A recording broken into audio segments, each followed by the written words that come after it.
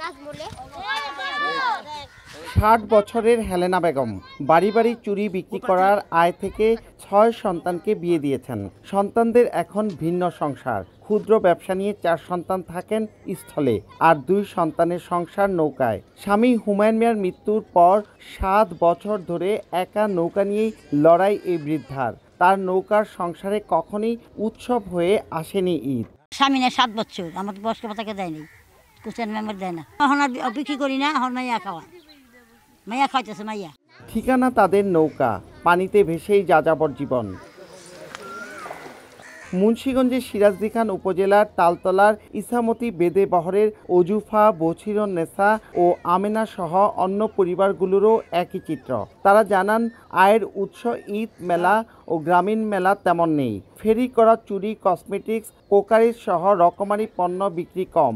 হাট বাজারে সাপের খেলাও বিলুপ্ত প্রায়। দখল দূষণের কারণে খাল বিলে মাছের আকাল। তাই দিনযাপন এই জনগোষ্ঠীর জন্য এখন চ্যালেঞ্জ। ঈদ তাদের জীবনে শুধুই উৎসবের নাম। 1, 2, 3 ঢাকায় জমি জিতে নিন 100% ক্যাশব্যাক সহ 20 কোটি টাকার পুরস্কার। থাকতে হইব না নতুন কাপড়, থাকলে তো পড়ুন বাবা। এই যেমন ঈদ গেল, চান গেল, গরিবের দিকে তো কেউ খেয়ালই করলো না। হেরা তো পেলেন তো দেখতে পারে, আমরা কি হর্ষের মধ্যে আমরা আছি। পুরের লোকজন এরা পাইতেছে, কিন্তু আমরা নৌকায় থেকে বাস করতেছি 30 বছর, কোনো কিছুই বহন করতে পাইত। জেলা প্রশাসক জানালেন, বেদে সম্প্রদায়কে মূল ধারায় সম্পৃক্ত করার কাজ চলছে। আমাদের সরকারের সকল নির্দেশনা মেনে আমরা তাদের সাথে সার্বক্ষণিক যোগাযোগ রাখছি। তাদেরকে সরকারের বিভিন্ন যে অনুদান, সাহায্য, সহযোগিতা এগুলো পৌঁছে দিচ্ছি এবং তাদেরকে বিভিন্ন পেশার সাথে সম্পৃক্ত করার আমরা চেষ্টা করছি।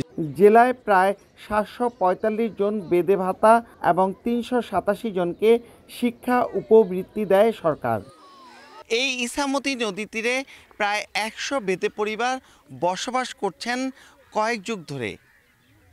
জেলা সমাজসেবা অধিদপ্তরের তথ্য মতে মুন্সিগঞ্জে বেদের সদস্য সংখ্যা প্রায় 10,000।